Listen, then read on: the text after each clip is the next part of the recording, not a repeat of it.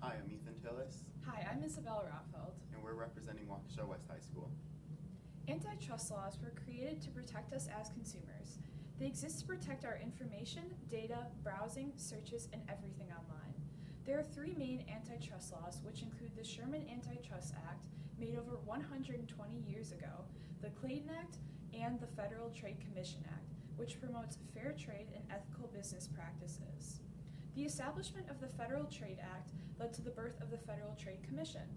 The Federal Trade Commission is tasked with catching deceptive, unfair, and inappropriate business acts and prosecuting those who cross the boundaries set in place. Companies all over the world violate and deceive their users by collecting information, making monopolies to control prices, and rigging market practices. Social media companies especially are under heavy fire for their deceptive use of collecting users' tweets, posts, comments, likes, shares, and recommendations, which is intruding on consumers' personal information. These companies are violating or borderlining these antitrust laws, some making big headlines such as Facebook. Facebook, the biggest social media platform in the world with over 2 billion users, was in violation with numerous antitrust laws. According to the FTC, Facebook promises users they can control the privacy of their information through Facebook's privacy settings. However, the Department of Justice discovered that instead, Facebook repeatedly uses deceptive disclosures and settings to undermine users' privacy preferences. These tactics allowed the company to share users' personal information with third-party apps that were downloaded by the users' Facebook friends.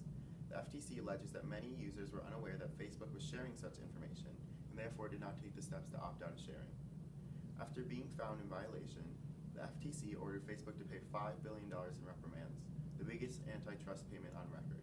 Facebook also must implement a stringent program to monitor third-party developers and terminate access to any developer that doesn't follow the rules.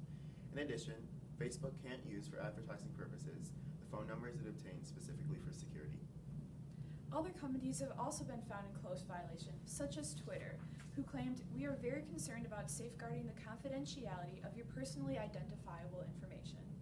We employ administrative, physical, and electronic measures designed to protect your information from unauthorized access."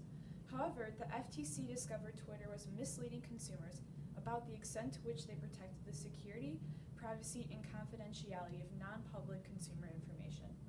Many media companies such as Snapchat, Instagram, and YouTube have also been found guilty of selling information without alerting their users.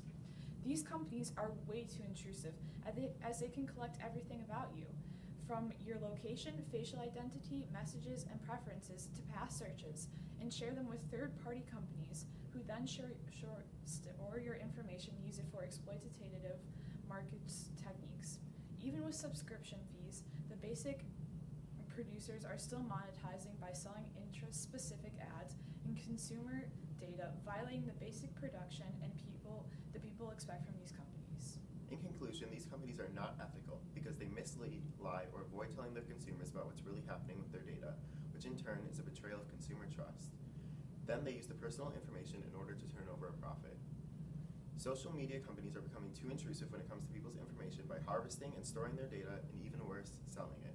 According to the Department of Justice, the Federal Trade Commission Act prohibits unfair methods of competition in interstate commerce but carries no criminal penalties.